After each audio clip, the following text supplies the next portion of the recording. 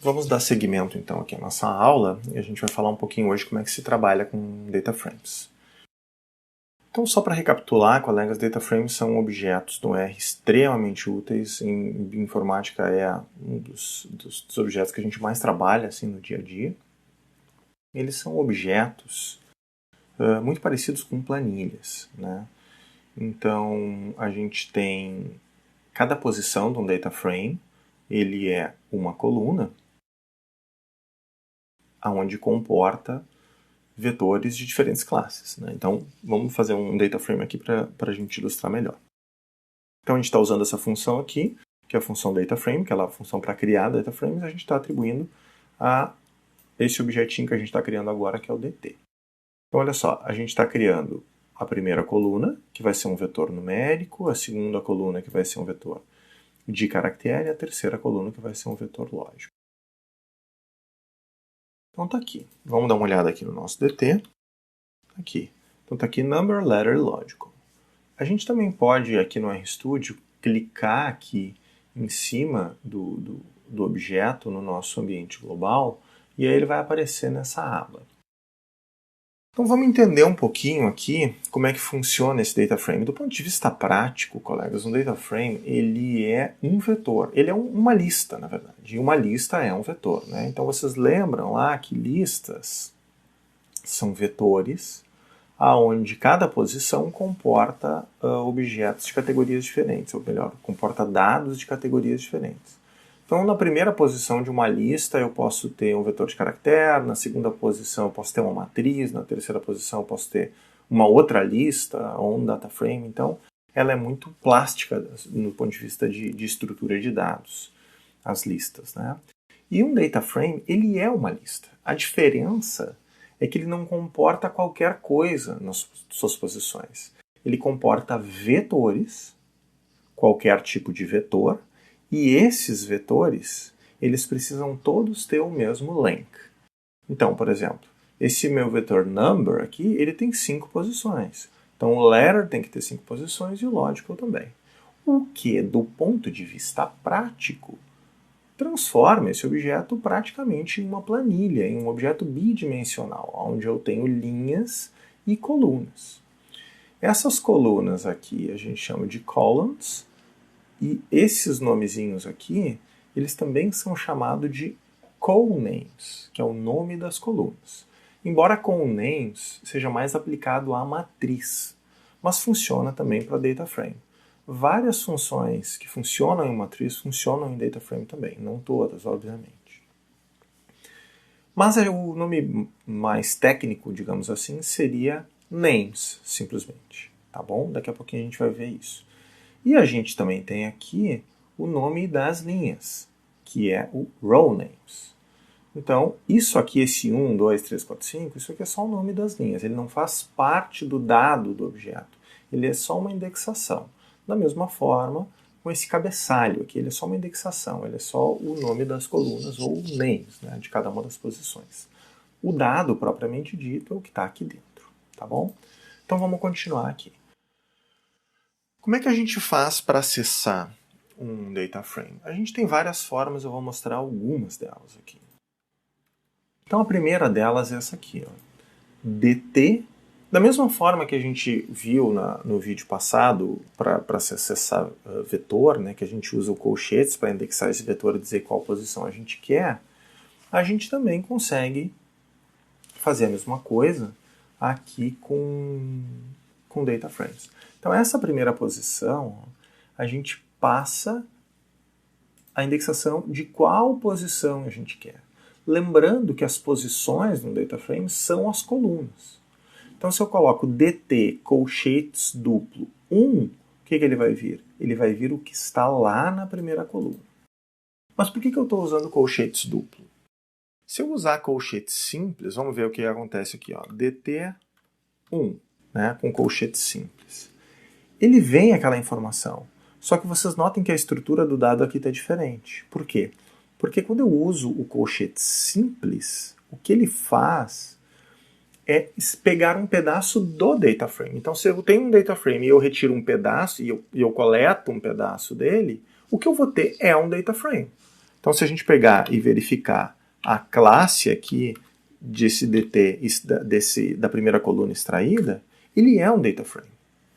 Agora, se eu utilizar o colchetes duplo, o que eu faço é entrar uma dimensão a mais para dentro do objeto, um grau a mais para dentro do objeto.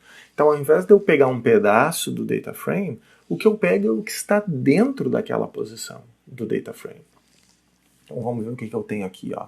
Se eu pegar isso aqui, né, deixa eu copiar aqui, aí vamos ver qual que é a classe desse DT extraído com dois colchetes. Aí é um numeric. Por quê? Porque ele foi lá, primeiro, ele não pegou um pedaço do data frame, ele pegou o que estava dentro da primeira posição do data frame.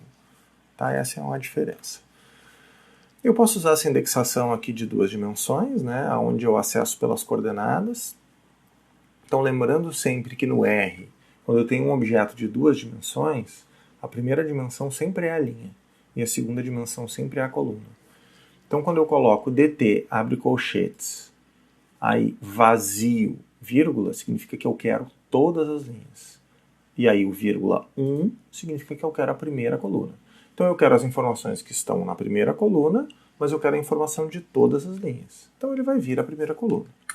E da mesma forma, essa indexação aqui, usando essas coordenadas por 2 dimensões, o que ele vai vir é também o objeto que está lá dentro, né? Então ele vem um numérico também.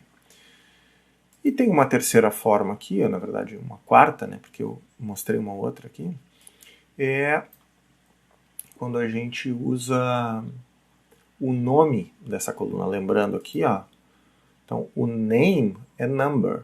Então, ao invés de eu falar, olha, eu quero o primeiro cara, eu quero a primeira coluna, eu digo, eu quero a coluna chamada number. Então, aí a gente usa essa anotação, que é com o cifrão ou dólar, né? E aí ele, da mesma forma, vem a primeira coluna, tá bom? Então, como eu falei para vocês, esses objetos aqui, eles contêm nome de coluna e nome de linha. Então eu posso acessar por a função callNames, daí ele vai vir um vetor de caractere mostrando qual é o nome dessas colunas. Também posso usar a função names, como eu falei antes para vocês, né? Names.dt vem a mesma coisa. Então ele vem um vetor de caractere dizendo, olha, as colunas, a primeira é number, a segunda é letter, a terceira é logical. E eu posso utilizar aqui o rowNames. E aí ele vem o nome das linhas. Da mesma forma, vem com um vetor de caractere. A gente pode alterar, né, o callNames e o rowNames. Como eles são vetores, a gente pode alterá-los da mesma forma que a gente altera vetores. Então, por exemplo, agora eu digo que o rowNames do DT, ele vai receber A, B, C, D e E. Então, lembrando, ó, por enquanto ele é 1, 2, 3, 4, 5. Quando eu rodar essa linha aqui, eu substituo 1, 2, 3, 4, 5 por A, B, C, D e E. Agora, olha aqui, ó, ele é A, B, C, D e E. Então, como é que é essa sintaxe? Eu estou dizendo assim, olha, o rowNames do DT, ele vai receber isso aqui. Então, eu atualizo os nomes utilizando essa sintaxezinha aqui. Tá? Da mesma forma que eu... Lembra, gente? Isso aqui é um vetor de caractere. Então, eu posso atualizar ele todo ou eu posso atualizar uma posição dele. Ó, quem que é o callNames do DT? Number, letter e logical. Quem que é o callNames do DT? A segunda posição. Isso aqui é um vetor e eu estou utilizando o acesso de vetor, que nem a gente mostrou no vídeo passado. Segunda posição é o letter. Então, se eu rodar só essa parte aqui, ó, tá ali. Callnames DT2, letter. Agora, o que eu vou fazer? Eu vou atualizar esse cara. Eu vou dizer que eu quero que a segunda posição do vetor callNames do meu dataframe DT, ele vai receber o vetor letras ao invés de letter. Então, ó, agora ele está number, letter e logical. E aí, se eu rodar a linha 85 aqui, ele vai ficar number, letras e logical. Por quê? Eu alterei esse nome aqui. Tá bom? Da mesma forma, a gente pode alterar valores específicos dentro de um data frame. Então, eu posso passar, por exemplo, a indexação de linha e coluna, da mesma forma que eu mostrei anteriormente. Então, ó, DT 3,1. Quem que eu vou pegar aqui? Eu vou pegar, vamos só lembrar aqui quem é o nosso DT. Então tá aqui, ó. Eu vou pegar a terceira linha. Então tá aqui, 1, 2, 3. Essa linha, a primeira coluna. Primeira coluna. Então esse cara aqui que eu vou atualizar. Hoje ele é 3. Eu quero que ele receba 10. Só que vejam só, esse 10 aqui, ele é um 10 carácter. Vamos ver como é que ficou o nosso DT agora? Tá lá, ó. 1, 2, 10, 4 e 5. Tá bom? 1, 2, 10, 4 e 5. Tá? Eu também posso alterar uma coluna inteira. Então, olha só, o que eu tenho aqui? DT, cifrão letras, ou seja, eu quero a coluna letras receba NA. Então tá lá. Quem que é o meu DT agora? Toda a segunda coluna foi como NA. Tá bom? Só para explicar para vocês aqui rapidinho, relembrar o que é o NA. NA significa Not Available. Então isso aqui é uma das formas da gente anotar dados faltantes no R. Isso à medida que a gente for avançando na disciplina também, vocês vão usar muitas vezes esse tipo de notação. Tá? Então isso aqui é uma coisa bastante importante, ó, gente. A gente pode verificar as ocorrências de um data frame em outro. Então vamos criar aqui esses dois data frames. Esse data framezinho aqui chamado de biometria e esse aqui chamado de esportes. Tá? Então vamos olhar aqui o nosso biometria. Aqui. Então nomes, peso e altura. Então eu tenho nomes de algumas pessoas, eu tenho a altura de algumas pessoas, eu tenho o peso de algumas pessoas. Vamos ver aqui o esportes. Opa, esportes eu já rodei, não é isso que eu quero fazer. O que eu quero é mostrar, imprimir eles aqui no console. Então aqui eu tenho o nome de algumas pessoas e eu tenho também os esportes que elas praticam. Mas vamos prestar atenção numa coisa, que se a gente abrir aqui o biometria e o esportes, ó, então biometria eu tenho a biometria do Carlos, do Roberto, do Olívio e do Joel, e do esportes eu tenho do Carlos, do Roberto, do Olívio e do Jomar. Então, o Jomar, eu tenho qual esporte ele pratica, mas eu não tenho a altura e o peso dele. E o Joel, eu tenho a altura e o peso, mas eu não sei qual esporte ele pratica. Então esse tipo de inconsistência é extremamente comum quando a gente está trabalhando com dados reais. Então às vezes a gente tem uma informação parcial disso. Às vezes isso serve para nós e às vezes não. Às vezes a gente precisa limpar esses data frames para trabalhar com aqueles onde eu tenho a totalidade dos dados anotados, tá bom? Então, uma anotaçãozinha que a gente usa muito, né, é essa aqui, ó. Vamos ver se eu consigo explicar a sintaxe dela para vocês. Então, olha só, eu tenho aqui biometria, cifrão, nomes. Então, eu uso a coluna de nomes lá do biometria. E eu tenho aqui esportes, @nomes. Então, são os esportes do nome. O que eu faço aqui nesse caso, galera? Essa anotação, ó, ela é um vetor, aí, ó, porcento in porcento. Então, a gente escreve exatamente assim, ó, é porcento in porcento, tá bom? E o outro vetor. O que significa? Eu quero saber quem desses caras aqui está contido nesse outro cara aqui. Certo? É sempre nessa ordem. Ele interroga esse vetor em relação a esse vetor. E ele constrói um lógico. Então ele percorre o primeiro vetor que a gente coloca, posição por posição. Se a primeira posição está contida no segundo vetor, não interessa onde que ela está. Ela não precisa estar exatamente no mesmo lugar. Ela pode estar no início, pode estar no fim, pode estar no meio, não interessa. Então, se a primeira posição desse vetor biometria nomes estiver, ele vai dar um true. Se não estiver, ele vai dar um false. E assim por diante. Então, ó, como é que ele fica aqui? Está aqui, ó. True, true, true e false. Ou seja, o primeiro nome de biometria está contido em esportes, o segundo também, o terceiro também e o quarto não está. Tá bom? Então eu vou usar isso aqui para construir um índice, que é esse índice IDX aqui. Tá bom? construímos nosso índice de x. Quem que é esse índice aqui? Ele é simplesmente aquele vetor de lógica que a gente acabou de criar. Então, ó, agora eu vou utilizar esse cara para acessar o meu vetor biometria. Então, veja bem, isso aqui é fundamental para vocês entenderem como é que a gente faz para acessar data frames. Quem eu vou acessar? O meu data frame biometria. Então, vamos lá, biometria. Está aqui. O que eu estou dizendo? Quais linhas eu quero pegar e quais colunas eu quero pegar. Vamos só ver de novo aqui quem que é o nosso IDX. Então tá aqui, ó. True, true, true e false. Então, qual linha eu vou pegar? A primeira linha, eu estou passando a indexação de linhas, né? É true. Eu vou pegar a segunda linha, a terceira linha e não vou pegar a quarta linha. E vou pegar todas as colunas. Então, olha só como é que ficou o nosso vetor X. Está aqui, ó. Nosso vetor X, olha quem ele tem. Ele tem o Carlos, porque eu mandei pegar a primeira. Ele tem o Roberto, porque eu mandei pegar a segunda. Ele tem o Olívio, porque eu mandei pegar a terceira. E ele não tem o Joel, porque eu disse para não pegar a quarta. Então o que eu fiz foi um subset desse meu vetor. Eu peguei o meu vetor biometria e fiz um subset e mantive nesse vetor biometria somente os nomes que estavam contidos também no meu vetor esportes. Tá bom? Vamos ver aqui uma outra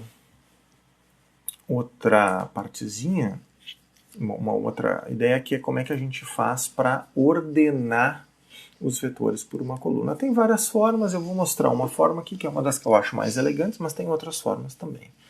A gente vai usar a função with. Quando a gente usa a função with, o que a gente faz é quase como dar um detach nas colunas de um data frame. Ou seja, eu pego o meu data frame e eu decomponho esse data frame nas diferentes colunas. E aí eu consigo, dentro da função with, aplicar uma determinada função em cima de uma coluna do meu data frame. Então vejam só. Aqui, ó, eu estou dizendo que eu quero o meu biometria ordenado. Mas ordenado como? Né? Tá aqui a minha coordenada de linha. Eu quero ele ordenado com o meu biometria ordenado pela altura. Então vamos olhar como é que está o meu biometria agora. Ó. A altura está assim, 1,80, 1,87, 1,55 e 1,68. Depois que eu rodar essa linha, eu vou atualizar o meu vetor biometria. E agora está aqui, ó. Eu estou com a altura de forma crescente. Tá bom? Uma funçãozinha que é muito útil também, colegas, é a função merge. A função merge ela serve para unir dois data frames a partir de uma coluna que eles tenham em comum. Então, por exemplo, o que eu vou fazer? Vou fazer um merge do biometria com esportes. Ele vai colar um data frame no outro. Tá? Então, ele vai pegar as colunas de um e colar do lado as colunas do outro. Só que eles têm uma das colunas como uma coluna de correspondência, que nesse caso aqui é o names. Então, o que nós vamos fazer aqui?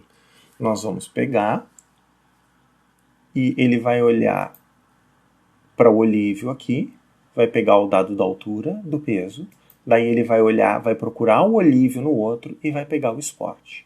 E assim por diante. Tá? Então ele não simplesmente cola um do lado do outro, ele faz correspondência entre as linhas. Certo? Então vamos fazer aqui o nosso unido. Está aqui o nosso unido. Ó. Então está aqui Carlos, Olívio e Roberto. Vejam só, o que ele fez? Então a gente juntou. Como é que é a sintaxe? A gente dá um merge, passa o primeiro data frame, que esse cara aqui ele é chamado de data frame X, porque ele é o primeiro que vai. Depois ele dá o segundo data frame, que eu vou colar, que ele é chamado de data frame Y, e aí depois ele diz qual coluna de correspondência eu olho. Nesse caso aqui é o names. Então eu quero juntar o biometria com o sport by names. Só que vejam só, o meu biometria ele tem 4 linhas e 3 colunas. Então ele tem 4 linhas o meu biometria, né? O meu sports, ele também tem 4, mas o meu unido teve só 3. Por que o meu unido teve só 3? Porque ele só pegou os dados que eu tinha correspondência tanto no vetor, tanto no data frame X quanto no data frame Y. Mas nem sempre é isso que a gente quer, né? Então, às vezes, a gente quer pegar todos de um data frame e pegar só as correspondências do segundo, ou às vezes a gente quer pegar tudo de uma forma completa. Então, como é que a gente faz? A gente diz o seguinte, olha, eu quero o meu... Aqui nós vamos repetir a nossa função merge, né? Então, eu tenho aqui minha função merge, eu quero pegar o meu x é o biometria, o meu y é o export, by names, só que eu digo aqui, ó, all x equal true, ou seja, eu quero que todas as ocorrências do meu x, elas venham. Então, olha como é que ele vai ficar agora. Está aqui o nosso unido. Ó. Ele pegou todo mundo que estava no x. Só que o Joel, ele está no x e não está no y. Então, eu não tenho o esportes do Joel. Não significa que o Joel não pratica um esporte. Eu só não tenho essa informação. Então, o que ele colocou no lugar? Um NA. Da mesma forma, ó, eu posso botar aqui, ó, unidos, biometria, esportes, eu quero uni-los pelo nome e eu quero all y equal true. Então, nesse caso, o que ele vai fazer? Ele vai unir todos, só que ele vai pegar todas as ocorrências que tem no meu y, né, que é no meu esportes, e não vai pegar todas as que tem no meu biometria, que é o meu x nesse caso. Então tá aqui, ó, o Jomar, eu não tenho a altura e o peso dele. Certamente ele tem uma altura e certamente ele tem um peso. Mas eu não tenho essa informação. Mas eu sei o esporte que ele pratica. E eu também posso, numa terceira opção, colocar all equal true. Ou seja, daí ele vai vir todos os dados do x, que no caso é o biometria. Ele vai vir todos os dados do y, que no caso é o esporte. E a informação que ele não tiver a correspondência, ele vai colocar NA. Vamos ver como é que ficou aqui o nosso unido. Está aqui, ó. Ele tem informação do Joel de altura e de peso, mas não tem o esporte que ele pratica. Do Jomar, ele tem a altura e o peso, mas não sabe... Perdão, o contrário. Do Jomar, ele não tem a altura e o peso, mas sabe o esporte que ele pratica. Então, ao passo que os dataframes originais eles têm 4 linhas cada um, esse aqui ele veio com 5 linhas, porque ele veio os dados completos dos dois. Tá? Agora a gente vai falar um pouquinho como é que a gente acessa listas, colegas. Levando em conta que data frames são listas, a gente acessa basicamente do mesmo jeito que a gente acessa data frame, com uma exceção. Aquele acesso do data frame que a gente faz com colchetes, 1,2, isso a gente não... Até aplica com lista, mas aí é um pouquinho diferente, tá? Não é tão trivial assim. Então, como é que a gente faz? Vamos fazer uma lista aqui. Então, a gente fez uma lista que ela tem... Tá aqui a nossa lista ls. Ela tem 3 posições. É um vetor de caractere. A segunda é um vetor de inteiros. A terceira é um vetor de caractere. E a quarta, ela é um data frame. Tá bom? Então, vamos lá. Então, da mesma forma, eu posso acessar ela utilizando o colchete simples. Aí ele vai vir a primeira posição, só que ele vem uma lista. Porque se eu pegar o colchete simples, eu vou pegar o que está na primeira posição. Então tá aqui, ó. Ele continua sendo uma lista, tá vendo? Ó, cifrão A. Se eu perguntar qual é a classe desse meu ls posição 1, ele vai dizer que é uma lista. Se eu quiser acessar o que está dentro da primeira posição, aí eu preciso usar aquela notação de colchetes duplos. Aí ele vem lá, x, y, z, w, j, ele vem um vetor de caractere. E eu também posso acessar pelo nome. Então a primeira posição é a posição A nessa lista, né? Eu botei aqui A igual. Então eu nomeei ela com A, e aí ele vai vir a primeira posição pelo nome. Essas 3 são da mesma forma usadas com data frame, como eu mostrei há pouco tempo nesse mesmo vídeo aqui. Tá? Então, só para a gente recapitular, ó, se eu acessar a classe do objeto utilizando um colchetes, ele vai vir uma lista. Agora, se eu utilizar 2 colchetes, eu vou olhar para o que está dentro da primeira posição, e o que está dentro da primeira posição é um vetor de caractere. Tá? Uma outra forma que eu tenho é essa aqui, ó, gente. Se eu quiser, por exemplo, aqui eu acesso a posição na lista e a posição no elemento. Então, ó, o que eu fiz aqui? Eu peguei quem estava na minha terceira posição, o segundo elemento, certo? Então é isso. Obrigado por hoje.